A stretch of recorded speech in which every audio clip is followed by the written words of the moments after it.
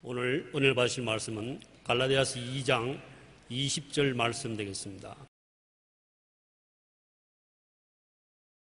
내가 그리스도와 함께 십자가에 못 박혔나니 그런즉 이제는 내가 사는 것이 아니요 오직 내 안에 그리스도께서 사시는 것이라.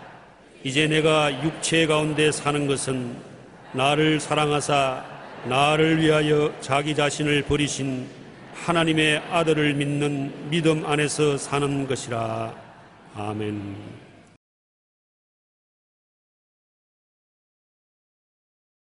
무엇이 참된 신앙인가? 이것을 제목으로 해서 은혜를 나누겠습니다. 무엇이 거짓 없는 참된 신앙일까요?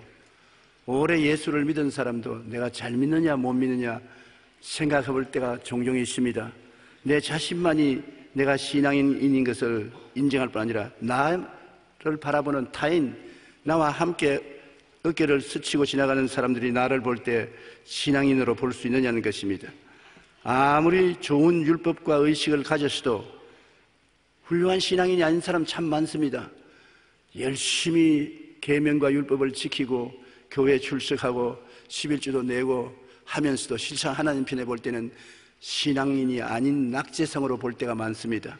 무엇이 거짓된 신앙일까요?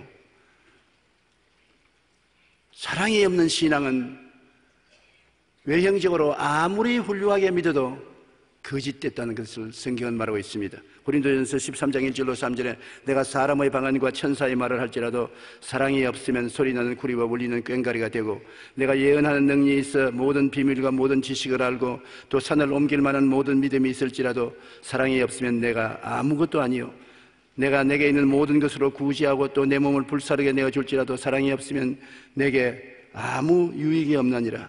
이 말씀을 통해서 보면 탁월하게 말을 잘하고 외국어를 여러 나라 말을 유창히 하도 천사처럼 설득력이 있어 그 사람이 말을 하면 사람들이 다 수긍하는 것이 될지라도 그 생활 속에 사랑이 없으면 하나님 보시기에는 시끄러운 소리와 꽹과리 소리에 불과하다. 인정 안 한다는 것입니다. 각 나라 말을 유창하게 구사하고 천사처럼 설득력 있게 말해도 하나님 보시기에는 시끄러운 소리와 꽹과리밖에 안 된다니까 사랑이 얼마나 중요한 포스트를 가지고 있습니까? 그렇지 않으면 해박한 지식과 놀라운 신념의 소유자라도 사랑이 없으면 무가치하다. 공부를 많이 해서 세계적으로 유명한 대학에서 박사 학사 학위를 받고 실제로 지식이 탁월한 사람도 그 생활 속에 사랑이 없으면 그 지식이 아무 가치가 없다고 말하고 있는 것입니다. 또 구제와 헌신이 눈부셔도 사랑이 아닌 다른 동기로 하면 유익이 없다. 진짜 사랑의 동기로 사지 않고 자기의 유익을 얻기 위해서, 인기를 얻기 위해서, 지지를 받기 위해서 구제를 하고 헌신이 눈부시도록 나타내도 하나님은 그것은 소용없는 것이라고 말하고 있습니다. 요한일서 4장 8절에 사랑하지 아니하는 자는 하나님을 알지 못하는 이는 하나님은 사랑이심이라. 사랑을 하지 않고 무엇을 해도 실제 하나님은 인정하지 않고 또 하나님을 알지 못한다는 것입니다. 하나님은 사랑이기 때문에 사랑을 통하지 않고는 우리가 절대로 좋은 신앙을 가질 수가 없습니다. 사랑이 없는 종교는 무용지물입니다. 쓸데없습니다. 우리 한국에 5만 교회가 있다 하더라도 우리가 사랑을 실천 안 하면 하나님 보시기에는 아무 소용없는 모임이 되고 마는 것입니다. 기독교 신앙은 그것을 확실히 보여주는 근거가 십자가와 사랑인 것입니다. 우리 기독교 복음은 언제나 십자가에서 출발한 이유는 의식과 제도와 종교가 아닌 십자가에 몸짓고 피 흘려 우리를 위해서 희생하신 예수님의 사랑으로부터 신앙이 출발되는 것입니다. 우리 기독교에서는 하나님의 사랑을 첫째로 칩니다. 그런데 하나님의 사랑을 어디에서 볼 수 있습니까? 하나님이 세상을 이처럼 사랑하사 독생자를 주셨으니 당신의 외아들을 주시기까지 사랑하셨다. 그러면 우리 인간이 생각할 수 있는 가장 큰 사랑이 바로 외아들을 주시는 사랑 그거 아닙니까? 다른 무슨 사랑보다도 자기의 금지 억압으로 데리고 있는 외아들을 준다니 그 사랑이 얼마나 엄청난 사랑인 것입니까? 요한일서 4장 9절로 10절에 하나님의 사랑이 우리에게 이렇게 나타난 바 되었으니 하나님이 자기의 독생자를 세상에 보내시면 그로 말미암아 우리를 살리려 하며 사랑은 여기 있으니 우리가 하나님을 사랑한 것이 아니요 하나님이 우리를 사랑하사 우리 죄를 수하기 위하여 화목 제물로 그 아들을 보내셨으니, 우리를 살리려고 하나님이 우리를 사랑하셨는데 그 사랑이 어떠한 사랑이냐? 독생자를 우리에게 제물로 내놓기까지 사랑했다는 것입니다. 하나님이 우리에 대한 근본적인 태도는 우리를 심판하거나 죽이려고 하는 것이 아니라 사랑하려고 하는 것입니다. 하나님은 사랑이 계시기 때문에 사랑하려고 하는 것입니다. 그런데 그 사랑을 하려고 하는데 우리가 죄를 짓고 불의하고 추악하고 너무나 더러워서 하나님 앞에 나설 수가 없으니까 하나님은 독생자 예수를 죄 없이 세상에 태어나게 하시고 33년 거하시면서 십자가를 걸머지고 우리의 죄와 불의, 추악과 저주, 절망과 죽음을 대신 청산하게 하셨으니 하나님의 사랑을 우리가 알지 못하고는 기독교를 알았다고 볼 수 없는 것입니다. 그 다음에 그리스도의 사랑을 우리는 살펴봐야 됩니다. 하나님의 사랑을 실천하기 위해서 그리스도가 하나님을 어떻게 사랑하고 우리 인생을 얼마나 사랑하는지를 우리가 알아야 되는 것입니다. 하나님에 대한 예수님의 사랑은 절대 믿음과 순종입니다. 빌립보서 2장 8절에 사람의 모양으로 나타나사 자기를 낮추시고 죽기까지 복종하셨으니 그 십자가에 죽으심이라. 하나님이여, 할 수만 있으면 이 잔을 내게서 옮기시옵소서. 그러나 내 뜻대로 마옵시고 주님 뜻대로 하시옵소서 하는 예수님의 기도를 받은 하나님께서는 아버지의 뜻은 인류를 구원하기 위해서 대신 죄를 지고 죽는 것이라는 것을 밝히 보여주시고, 예수님은 그 뜻을 받들어서 수치와 곤욕을 다 참고 십자가에 못 박히신 것입니다. 그러므로 하나님 아버지에 대한 예수님의 사랑은 절대 믿음과 순종입니다. 놀라운 일인 것입니다. 하나님이 명하시는 것 결코 부인하지 않았었습니다. 그리고 예수님은 십자가를 통하여 인간에 대한 사랑을 확실하게 보여주었었습니다. 로마서 5장 8절에 우리가 아직 죄인 되었을 때 그리스도께서 우리를 위하여 죽으심으로 하나님께서 우리에 대한 자기의 사랑을 확정하시나이다. 이와 같이 십자가는 하나님이 우리에 대한 사랑의 증거가 되고 예수님께서 하나님을 사랑하고 우리를 사랑한다는 보증이 된 것입니다. 그러므로 이와 같은 사랑을 받은 우리는 어떻게 신앙해야 되는 것입니까? 하나님의 사랑에 대한 우리들의 신앙은 옛사람을 벗어버리는 데 있습니다. 옛사람 속에서는 하나님을 믿지 않고 반역하고 저주로운 생활을 하는 것인데, 누구든지 그리스도 안에 있으면 새로운 피조물이라 이전 것은 지나갔으니 보라 새 것이 되었다고 했으므로 옛사람을 벗어버리는 데 있습니다. 죄와 허물과 마귀의 종된 옛사람, 불순종, 불신앙, 탐욕과 세상의 종이 된 내 사람을 십자가에 못 박는 것입니다. 갈라디아서 5장 24절에 그리스도 예수의 사람은 육체와 함께 그 정욕과 탐심을 십자가에 못 박았느니라. 믿음과 순종, 온유와 겸손과 의와 거룩한 옷을 입고 새 사람이 되어서 사는 것이 하나님이 주신 사랑에 대한 보답인 것입니다. 에베소 4장 22절로 24절에 너희는 유혹과 욕심을 따라 썩어져가는 구습을 따르는 옛사람을 벗어버리고 오직 너희 심령이 새롭게 되어 하나님을 따라 의와 진리의 거룩함으로 지으심을 받은 새 사람을 입어라. 어떻게 해서 그렇게 할 수 있습니까? 하나님은 독생자를 주시고 예수님은 우리 대신 십자가에 죽었다고 하는데, 우리도 예수 그리스도와 함께 죽고 함께 장사 지내고 함께 부활하사 새 사람이 되었다는 체험을 해야 되겠는데, 이것을 어떻게 할 수 있는 것입니까? 성경에는 우리가 항상 예수의 죽음을 몸에 짊어지면 예수의 생명도 우리 몸에 나타나겠다고 하는데, 예수께서 십자가에 못 박혀 죽은 것이 나를 위해 죽었다는 것을 받아들여야 되겠는데 어떻게 받아들입니까? 예수 죽음 내 죽음, 예수 부활 내 부활, 예수 성천 내 성천, 예수 천국 내 천국이 되어야 되겠는데요, 이것은 우리가 주의 말씀을 들어서 예수님이 날 대신 제물이 되어서 십자가에서 죄와 불의, 추악과 저주, 절망과 죽음을 청산했다는 것을 알고 우리 상상 속에서 내가 그리스도와 하나 된 것을 꿈꾸어 보아야 되는 것입니다. 매일 예수님과 나는 하나가 되었다. 그래서 예수 죽음 내 죽음, 예수 부활 내 부활이 되었다. 그것을 상상하고 꿈꾸어보고 그렇게 된 사실을 믿어야 되는 것입니다. 예수와 나와의 관계는 그리스도가 날 위하여 죽었다는 것을 믿어야 되는 것입니다. 그러고 난 다음 그것을 입술로 시인할 때 강력한 능력이 나타나는 것입니다.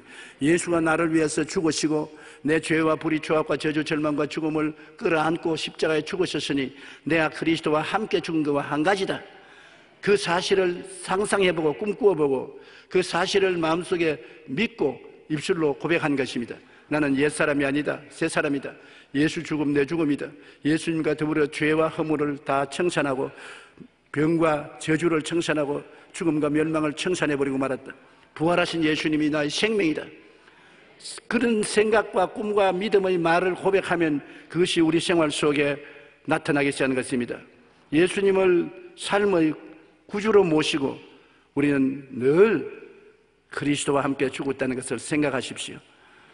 그리스도와 함께 죽어서 옛사람이 청산된 것을 상상하고 꿈꾸어보고 믿으십시오. 그리고 입술로 고백하는 것입니다. 나는 예수와 함께 죽고 예수와 함께 산 사람이다. 한번 따라 말씀해보세요. 예수 죽음, 내 죽음, 예수 부활, 내 부활, 예수 천국, 내 천국. 이렇게 생각하고 이렇게 말하는 것이 여러분과 예수님이 일치가 되는 은혜를 받게 되는 것입니다. 갈라디아서 2장 20절에 내가 그리스도와 함께 십자가에 못 박혔나니, 예수 죽음 내 죽음 아닙니까? 그런즉 이제는 내가 산 것이 아니요 내 안에 그리스도께서 사신 것이라. 이제 내가 육체 가운데 사는 것은 나를 사랑하사 나를 위하여 자기의 몸을 버리신 하나님의 아들을 믿는 믿음 안에서 사는 것이라. 주님은 행동으로 이것을 이루어 놨는데 우리는 이제는 생각과 꿈과 믿음과 입술의 고백으로 받아들여서 내 것으로 만드는 것입니다. 예수님의 모든 고난이 내 거요, 부활의 영광도 내 거요, 이것이 연결 안 되면 안 되는 것입니다. 예수님은 모든 고난을 여러분과 나 때문에 당한 것입니다. 여러분의 나의 죄와 불의, 추악과 저주, 절망과 죽음을 대신 짊어진 것이요 자기가 지은 죄는 없습니다. 그러므로 그것이 내 것이 되기 위해서는 알아야 되고, 나를 위해서 자기 몸을 버리신 주님이 계신다는 것을 알아야 되고, 여러분의 상상 속에 그리스도와 함께 십자가에 못 박혀 죽은 나를 생각하고 꿈꾸고 믿어야 되고, 그것을 입술로 고백하면 그리스도의 고난이 내게 효과를 발생하여 그리스도의 부활의 생명에 우리가 참여하게 되는 것입니다. 그렇기 때문에 이제부터는 우리는 예수님의 사랑을 받고 하나님의 사랑을 받고 우리도 사랑으로 살기로 작정하고 우리에게 사랑을 부어주시는 성령님을 인정하고 환영하고 모시드리고 의지해야 되는 것입니다. 하나님의 사랑이 우리에게 부음받고 예수님의 사랑이 우리에게 부음받고 성령님이 그 사랑이 이루어지도록 우리 속에서 역사하는 것입니다. 그러면 우리 기독교 신앙은 사랑이 없이는 하나님도 없고 예수님도 없고 신앙도 없습니다. 사랑이 신앙 속에 제1이 되어야 되는 것입니다. 요한일서 3장 15절로 18절에 그 형제를 미워하는 자마다 살인하는 자마다 영생이 그 속에 거하지 아니하는 것은 너희가 아는 바라. 그가 우리를 위하여 목숨을 버리셨으니 우리가 이로써 사랑을 알고 우리도 형제들을 위하여 목숨을 버리는 것이 마땅하니라. 누가 이 세상의 재물을 가지고 형제의 궁핍함을 보고도 도와줄 마음이 없으면 하나님의 사랑이 어찌 그 속에 거하겠느냐. 자녀들아, 우리가 말과 혀로만 사랑하지 말고 행함과 진실함으로 하자. 여기에 사랑이 없으면 우리의 모든 종교적인 신앙이 무의미하다는 것을 말하고 있는 것입니다. 마귀는 우리에게 와서 십자가가 없는 사랑으로 유혹을 하는 것입니다. 예수 잘 믿어라, 열심히 교회 나가라, 11주 드리라, 헌신하라. 그러나 십자가는 질 필요 없다. 십자가는 예수님이 짊어졌지 네가 질 것이 아니다. 이렇게 십자가 없는 신앙을 가지도록 마귀가 우리에게 자꾸 종용하는 것입니다. 십자가 없는 신앙은 오만하고 자기 중심에 서고 탐욕에 서서 사는 것입니다. 요한일서 2장 15절 16절의 말씀대로 이 세상이나 세상에 있는 것들을 사랑하지 말라. 누구든지 세상을 사랑하면 아버지의 사랑이 그 안에 있지 아니하니 이는 세상에 있는 모든 것이 육신의 정욕과 안목의 정욕과 이생의 자랑이라. 다 아버지께로부터 나온 것이 아니요 세상으로부터 온 것이라. 세상이 꽉 들어와서 세상에서 나는 너보다 낫다는 오만하고 무엇인지 자기 뜻대로 행하려고 하고 욕심에 서서 인생을 살면 십자가 없는 신앙인 것입니다. 십자가는 나를 십자가에 못 박고 나를 죽이고 옛사람을 벗어버리고 예수님과 동행하는 삶인데, 그리스도와 함께 십자가에 못 박힌 것을 제껴놓고 자기 중심으로 신앙하는 것은 신앙이 아닙니다. 삶의 주인이 자기가 되고 하나님을 이용만 하는 것입니다. 내가 내 인생 산다. 하나님은 하나님 뜻대로 하실 것이다. 내가 뭘 하나님께 내 인생을 맡길 것이느냐. 그래서 인본주의적인 신앙으로 자기 중심으로 사는 것입니다. 이러한 사람은 하나님과 관계가 없습니다. 하나님은 자기 자신을 하나님께 맡기는 자를 받아주시는 것입니다. 우리가 비록 죄를 짓고 불의하고 추악하고 돼지 속으로서 나온 넝마 같은 인생일지라도, 모든 사람이 이 말을 짓부릴지라도 우리는 예수님을 의지하고 하나님께 나오면 하나님의 사랑이 우리를 용납해서 씻겨주시고 변화시켜 주시는 것입니다. 예레미야서 2장 13절에 내 백성이 두 가지 악을 행하였나니 곧 그들이 생수의 그런 데는 나를 버린 것과 스스로 웅덩이를 판 것인데 그것은 그 물을 가두어 주지 못할 터진 웅덩이라. 사람들은 모든 생명의 그런 대신에 하나님을 버리고 자기 힘으로 생수의 우물을 판다고 했는데 아무리 파봤자 그곳에서는 물이 머물지 않습니다. 터져서 나가버린 것입니다. 하나님 없는 인간의 수고는 결과에는 다 무너집니다. 주께서 집을 세우지 아니하시면 세우는 자의 수고가 헛되고, 주께서 성을 지키지 아니하시면 파수꾼의 경성함이 헛삽니다. 아침에 일찍 일어나고 저녁에 늦게 누우며 고생의 떡을 먹으며 헛소인 것입니다.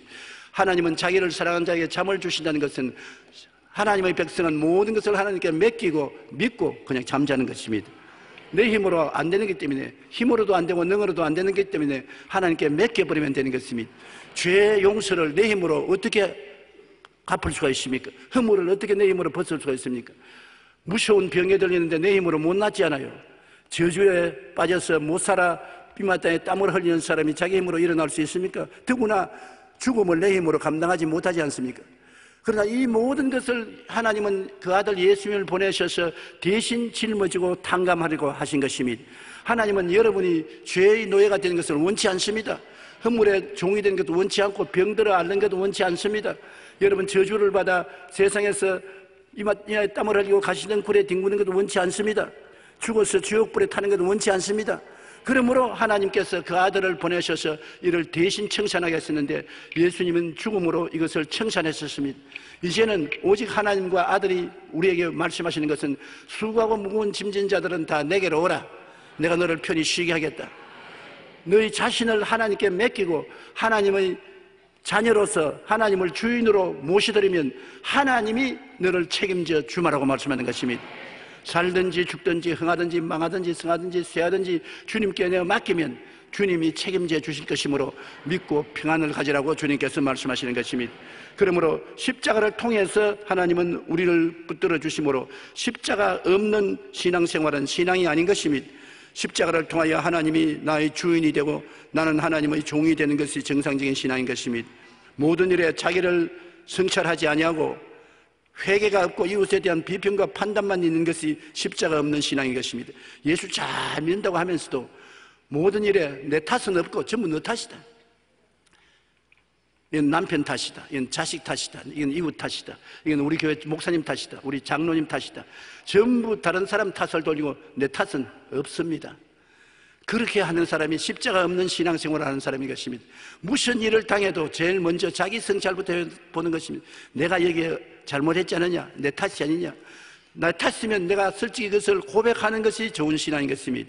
누가복음 6장 37절에 비판하지 말라. 그리하면 너희가 비판을 받지 아니할 것이요. 정죄하지 말라. 그리하면 너희가 정죄를 받지 아니할 것이요. 용서하라. 그리하면 너희가 용서를 받을 것이라고 말한 것입니다.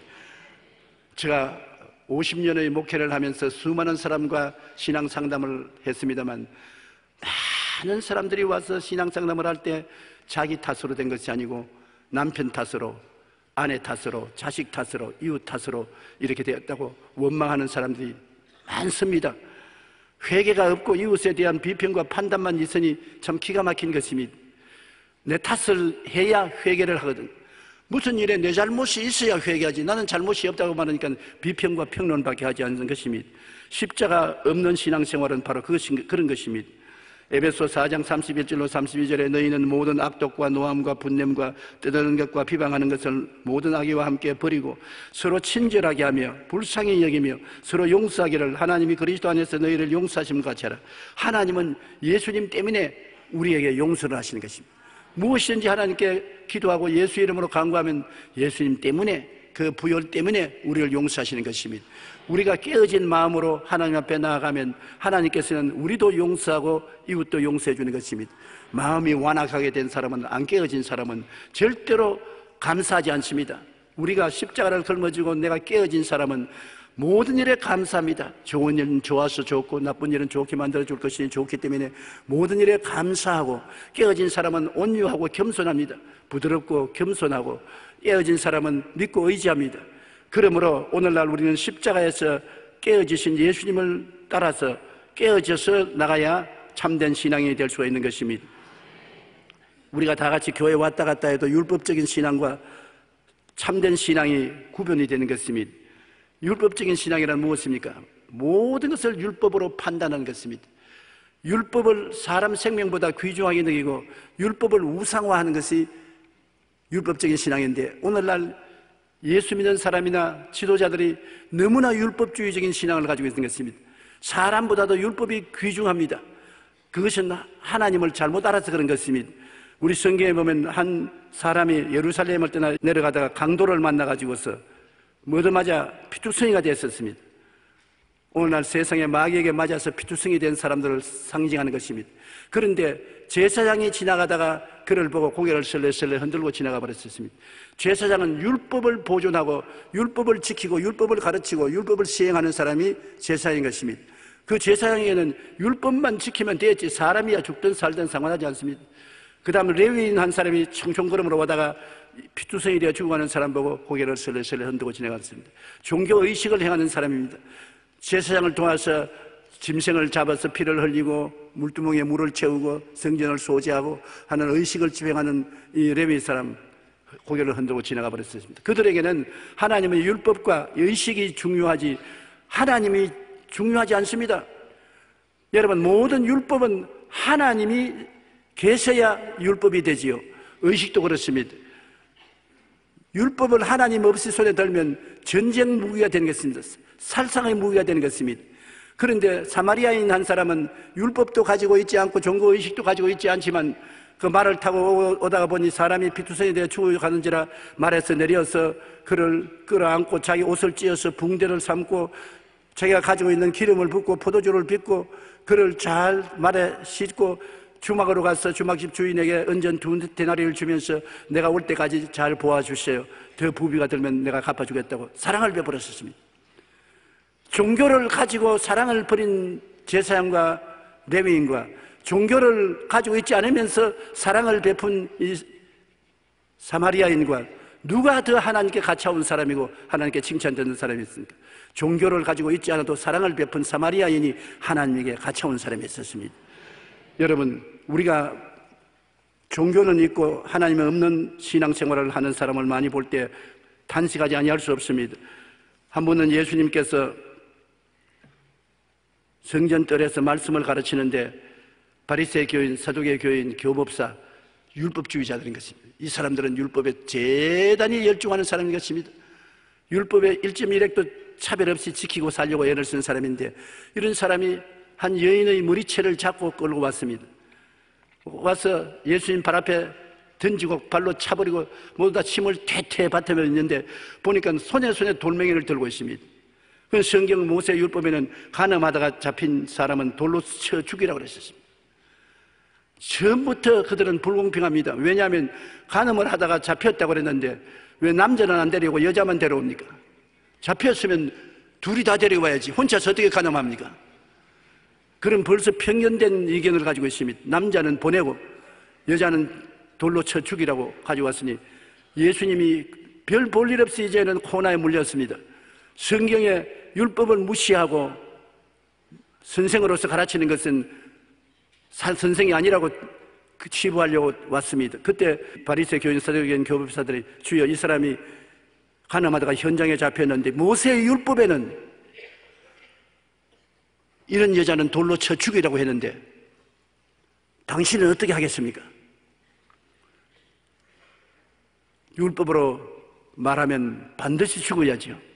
죽이지 말라면은 율법을 어기는 당신이 무슨 하나님의 종이냐고 달라들 것이고 또 돌을 쳐서 죽이라면 사랑이라 하는 당신이 사랑을 반역했으니 어떻게 구주가 될 수 있냐고 할 것이고 이래도 저래도 꼼짝 못하게 예수님이 올무에 들은 것 같습니다. 그때 예수님께서 한 사람 두 사람을 얼굴을 쳐다보시고 난 다음에 너희 중에 죄가 없는 사람이 먼저 돌로 쳐라 그러고 난 다음에 엎드려서 손가락으로 글을 씁니다. 무슨 글을 썼다는 것 본인 짐작할 수 있지 않습니까? 거기에 나온 사람들이 윗사람부터 적은 사람까지 인생에 지은 가장 험악한 죄악을 적어 떠나갑니다. 예수 어깨너머로 보니까 자기들이 지은 죄를 하나 둘 다 적어 나가거든요. 그만 보니까 이 여자에게 돌로서 쳤다가는 그 다음에는 예수님 돌에 맞아 죽겠단 말입니다.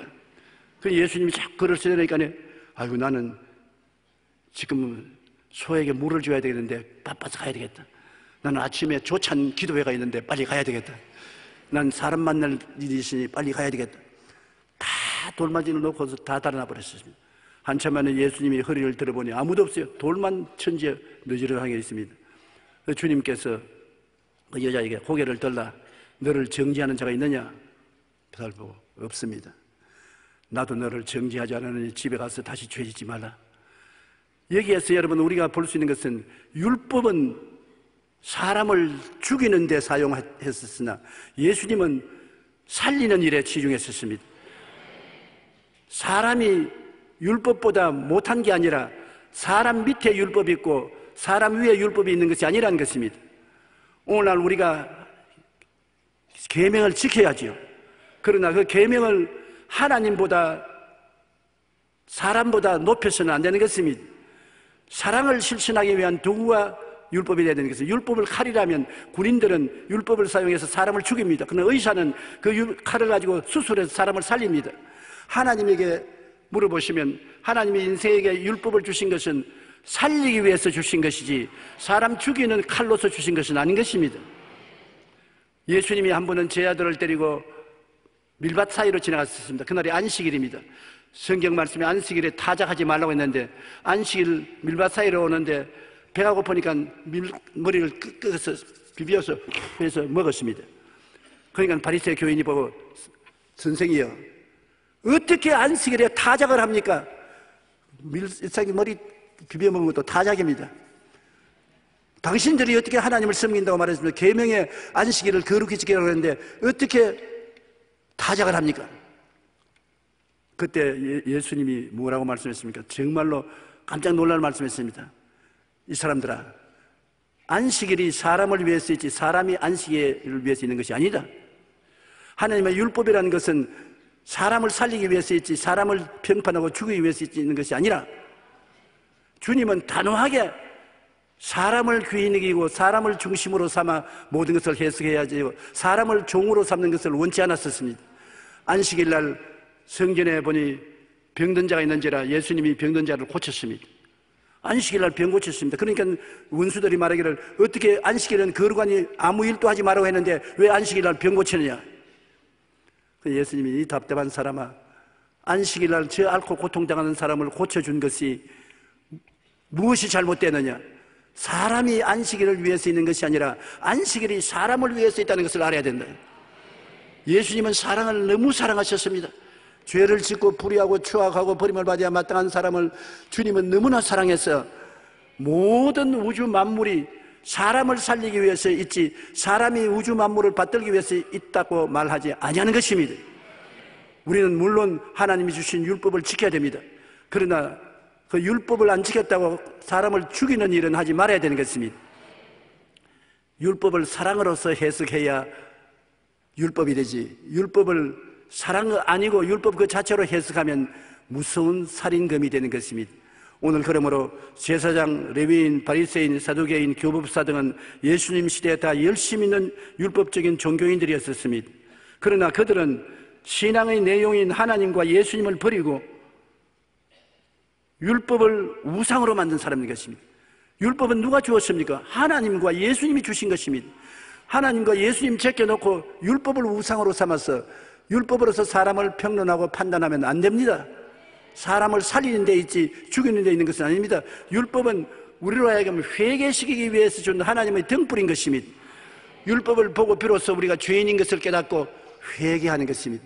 회개를 안 함으로 말미암아 파멸을 당하지 회개하면 그 율법은 살리는 금이 되었었으며 그 율법을 통하여 하나님 아들 예수께 나와서 죄사함을 받을 수 있으니 얼마나 좋습니까? 여러분 성경에 보면 탕자가 회개하고 돌아오는 장면이 나옵니다. 한 아버지가 두 아들을 키웠는데 둘째가 내 인생 내가 살겠다고 상속을 내놓으라고 했어요. 상속을 아버지께로부터 탈취하여 저 먼 나라에 가서 허랑방탕하다가 완전히 거지가 되었었습니다. 죽게 되었었습니다.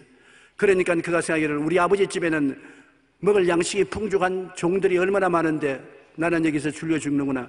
나는 이렇게 하지. 아버지 하늘과 아버지께 죄를 지었사오니 다시는 아들이라 일컬음을 받지 못하겠습니다. 품꾼의 하나로 봐주소서 하고 아버지께로 돌아가자고 했었습니다.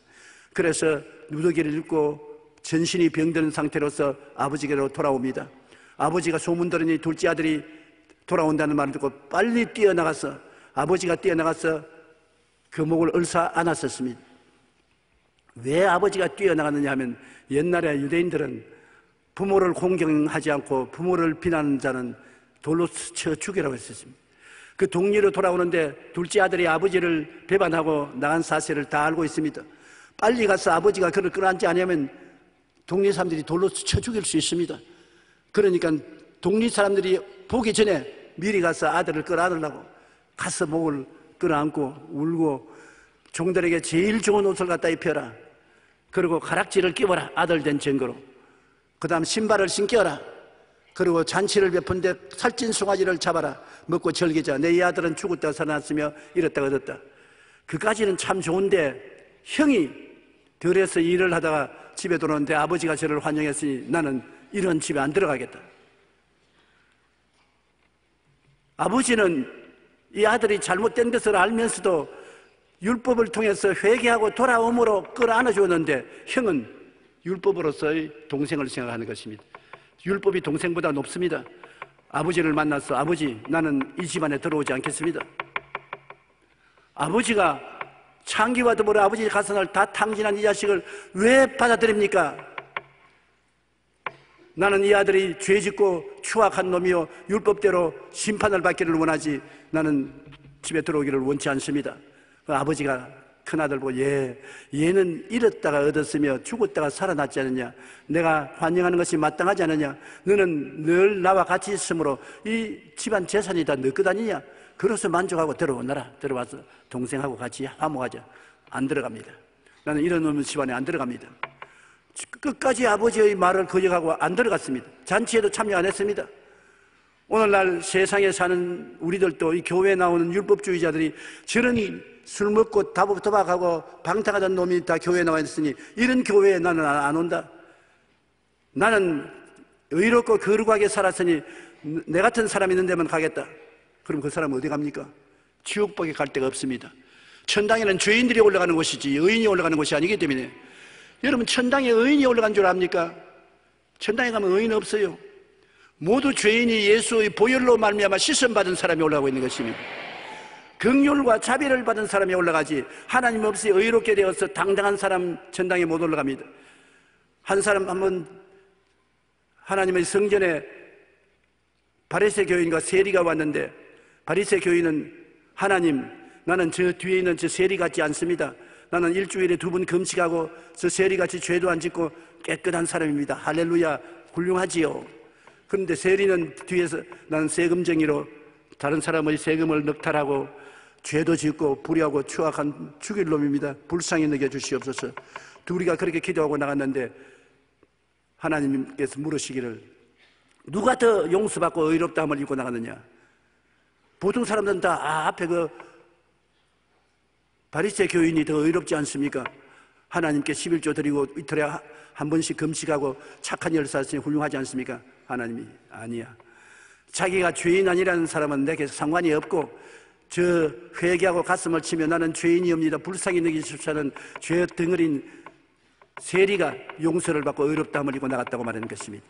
하나님 앞에서는 깨어진 사람을 원하는 것입니다. 회개하는 사람을 원하는 것입니다. 그래야 하나님의 사랑이 우리 속에 온전하게 되는 것입니다. 우리는 주님께서 말씀한 대로 사마리아인이 율법도 없고 의식도 없어도 강도 맞는 사람을 불쌍히 여기사 돌보아 준 그 사랑이 있으니 그 사랑 속에 하나님이 나타나신 것입니다. 사랑이 없이 율법을 지키기 위해서 의식을 집행하기 위해서 죽어가는 사람을 내동댕이 치고 간 그 사람은 하나님 없고 예수님이 없는 사람인 것입니다. 우리는 율법을 지키되 항상 예수님의 사랑을 그 가운데 모시고 지켜야 올바른 율법이 되는 것입니다. 사랑이 없는 율법은 소용이 없습니다. 1963년 인종차별 때, 철폐 때 워싱턴 시위에 경찰관과 소아호스에 막다들인 마르틴 루터 킹 목사는 이렇게 외쳤습니다. 우리 집안에 폭탄을 던지시오. 그래도 우리는 당신을 사랑할 것이요. 흑인 민권 운동자로서 민권 운동으로 워싱턴 내거리를 데모하는데 경찰관들이 와서 호수에 물을 뿌리고 몽둥이로 때리고 하니까 우리 집안에 폭탄을 던져보시오. 그래도 난 당신을 사랑합니다. 특히 그가 노벨상을 받고 나오면서 남긴 말은 유명합니다. 그래도 이 세상을 움직이는 것은 사랑이다. 사랑을 실천하는 참된 신앙인의 삶은 결코 쉽지 않습니다. 그러나 주님께서 십자가에 달리시기 전 우리에게 주신 마지막 당부하는 사랑이라는 것을 우리를 기억해야 됩니다. 요한복음 15장 12절에 내 계명 곧 내가 너희를 사랑한 것 같이 너희도 서로 사랑하라 하는 이것이니라. 하나님이 주신 최고의 계명이 사랑인 것입니다. 사랑하면 그 속에 하나님이 계십니다. 사랑하면 그곳에 예수님이 계십니다. 하나님은 이 세상을 이처럼 사랑하사 독생자를 주셨습니다. 그러므로 우리는 율법으로서 이웃을 판단하지 말고 이웃의 잘못을 사랑으로 도와주어서 하나님 앞에 나올 수 있는데 힘을 다해야 될 것인 것입니다. 그럴 때 주님께서 우리와 같이 계신 것입니다. 우리 기도드리겠습니다. 하나님 우리 아버지여, 우리는 이 세상에 태어나서 죄를 짓고 불의하고 추악하고 버림을 받아야 마땅합니다. 우리를 율법으로 판단하면 살아남을 사람이 하나도 없습니다. 율법이 우리에게 주어진 것은 죄가 드러나게 해서 십자가 밑으로 들어가 회개하고 보혈을 믿게끔 만들기 위해서 그렇게 한 것입니다. 율법은 우리의 선생으로서 우리를 깨우치게 해주지 우리를 죽이는 데 사용해서는 안 되옵니다.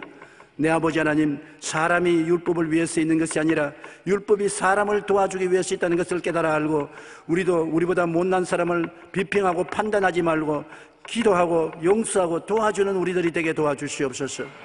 예수님이 율법을 통해서 볼 때 다 죄인되고 멸망받아야 될 사람을 대신해서 십자가를 걸머진 그 사랑을 기억하고 사랑은 허다한 허물을 덮고 사랑으로서 우리는 화목하고 사는 하나님의 종들이 되고 예수님의 제자들이 되게 도와주옵소서. 예수님 이름으로 기도드립니다. 아멘.